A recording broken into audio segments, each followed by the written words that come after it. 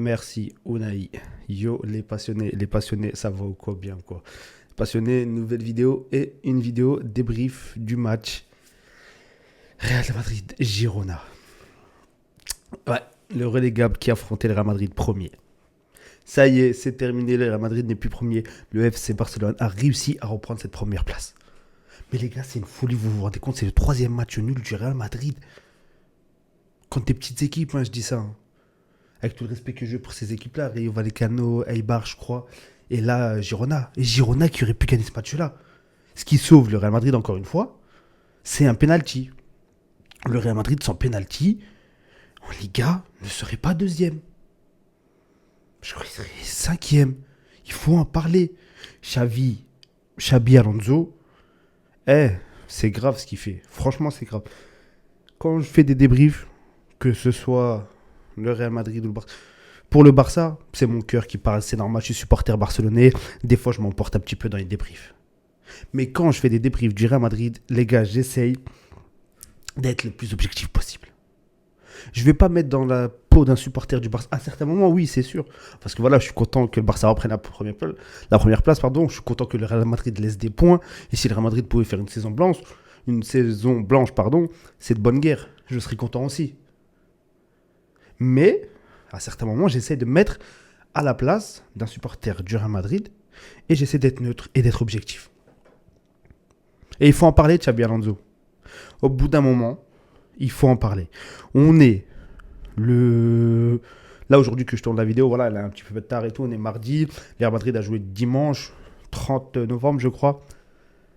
Toujours pas de compo. Toujours pas de compo officiel.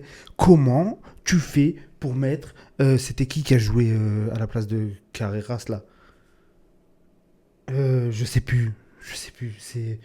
Comment il s'appelle? J'ai oublié. Bref, j'ai oublié son prénom. Dites-le moi en commentaire si vous vous en souvenez. Et en parlant de ça, l'équipe, n'hésitez pas, abonnez-vous, partagez, likez, commentez.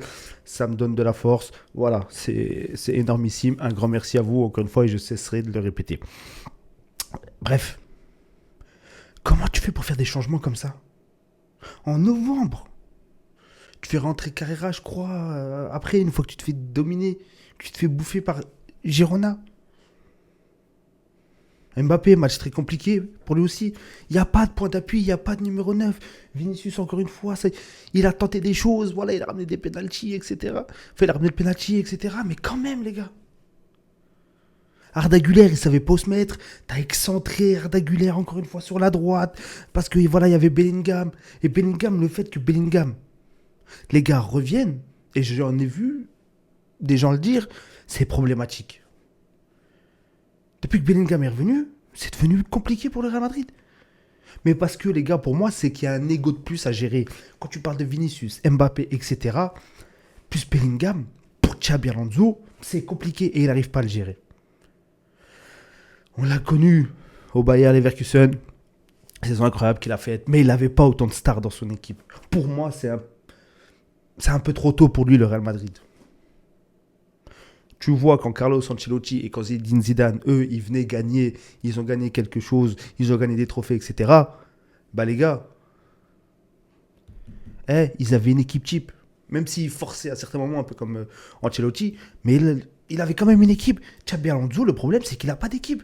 Comment tu veux habituer tes joueurs à jouer ensemble si tu fais tourner ton équipe H24? Tu peux pas.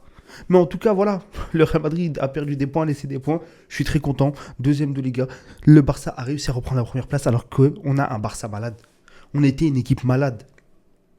Le Real Madrid nous avait battus durant le Classico. On a quand même réussi à récupérer la première place. Tu me disais ça là il y a 2-3 mois. C'était impensable et inimaginable. Impensable et tu le disais à n'importe quel supporter du Barça. Pour nous, c'était impensable de venir récupérer cette première place. Au final, voilà. Et c'est le Real Madrid, j'ai l'impression qu'il nous l'a donné. Bon, on a fait des victoires, etc. On est bien revenu à certains moments. Mais le Real, il faut en reparler. Ça devient catastrophique. Ça devient chaotique. Franchement, Xabi Alonso, il faut se poser les bonnes questions. Est-ce qu'il est fait pour le Real Madrid? Est-ce que c'est un bon coach? Est-ce que voilà?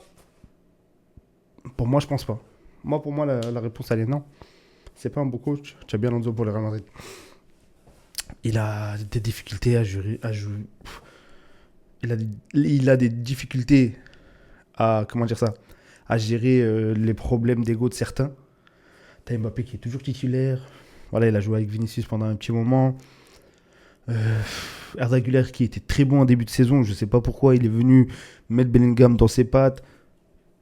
Je dis pas que Bellingham ne doit pas être titulaire, hein. C'est pas ce que je dis. Hein. C'est vrai que sur ce qu'il fait, les allers-retours, etc., il fait du bien. Tu le vois en défense, en attaque, en point d'appui. Voilà, il est un peu partout, Bellingham. Mais il y a des choix à faire et je suis désolé. Pour moi, l'équipe se roulait très bien avec Arda Güler en tant que numéro 10. Ça jouait très bien avec Mbappé. Encore un penalty, encore une fois Mbappé buteur. Je suis un envieux, mais voilà. Il a célébré ça comme si c'était un truc de fou. Bon. Après, tu as quand même des erreurs d'arbitrage, encore une fois. Bon, le premier but d'Mbappé, il l'a contrôlé avec la main. C'est totalement légitime. Il n'y a pas but. Penalty sur Vinicius. Il y a penalty. Derrière, tu as un penalty sur Rodrigo, voilà, qui peut être sifflé. Mais tu as des fautes aussi sur Girona qui peuvent être sifflées quand Rudiger ceinture dans la surface.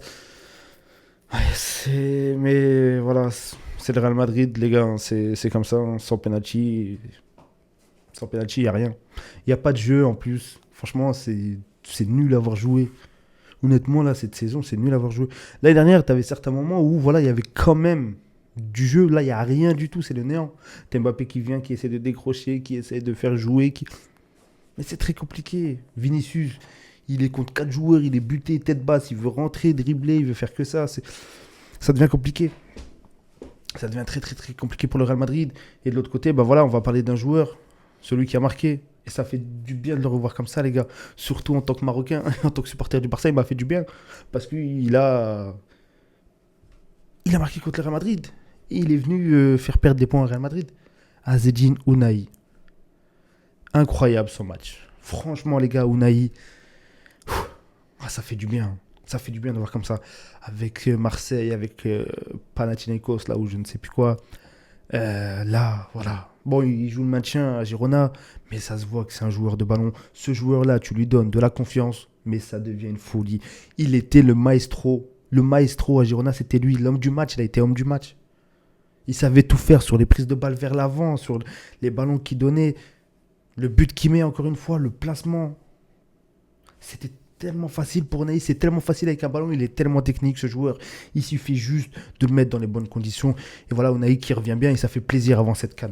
Ça fait plaisir de retrouver les joueurs marocains petit à petit, voilà, qui reprennent de la confiance. Il y a la CAN bientôt, là, en décembre, dans 17 jours, je crois. Donc, les gars, Ounahi, t'as fait un très gros match contre le Real Madrid. Et c'est exceptionnel. Franchement, ça a été très fort, Ounahi. Et tout Girona, hein. Franchement, un grand respect à cette équipe de Girona parce que, voilà, ils ont eu un bloc bas, oui. Bon, après, ça reste le Real Madrid, c'est normal. Voilà, ils veulent pas encaisser. Mais ils ont quand même joué au ballon. Et le Real Madrid, face à un bloc bas, les gars, c'est compliqué. Pour revenir à ça. Bah après, contre l'Olympiakos, voilà, ils ont eu des espaces, etc. Eux, ils aiment les équipes qui laissent des espaces. Mais au bout d'un moment, il faut savoir jouer même contre des blocs bas. Tu sais très bien qu'en Liga, tu vas forcément tomber contre des blocs bas quand les équipes elles sont plus faibles que toi. Et tu le sais. Donc au bout d'un moment, il faut quand même se creuser la tête Xabi Alonso pour jouer sur ça. Si tu veux faire quelque chose, ce que je n'espère pas, voilà, je ne souhaite pas que tu fasses quelque chose avec le Real Madrid et encore loin de là que tu ailles chercher la Liga. Mais un conseil, si je peux te donner il faut quand même essayer de faire quelque chose contre les blocs bas. Parce que, il faut s'attendre tous les week-ends à jouer contre des blocs bas. Hein. Que ce soit même l'Atlético, que ce soit même... Ça reste une grosse équipe, l'Atlético, mais à un certain moment, ils jouent bloc bas. La seule équipe que voilà, tu pourras tomber en Liga contre elle, qui va pas jouer bloc bas contre toi, ça sera le Barça, parce que le Barça joue toujours haut. Donc en tout cas, voilà. Si tu m'entends, Xabi Alonso, à cogiter. Mais le fais pas, s'il te plaît. Continue dans ta lancée avec le Real Madrid, reste 3e, 4e, descend, voilà. Bref, en tout cas, l'équipe, voilà, c'est une petite vidéo sur les déroules du Real Madrid, même si je la fais un peu tard par rapport au match.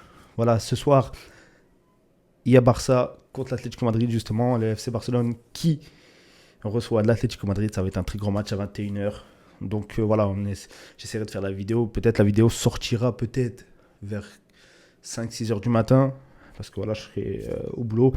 Mais en tout cas, voilà l'équipe. On se retrouve pour une prochaine vidéo.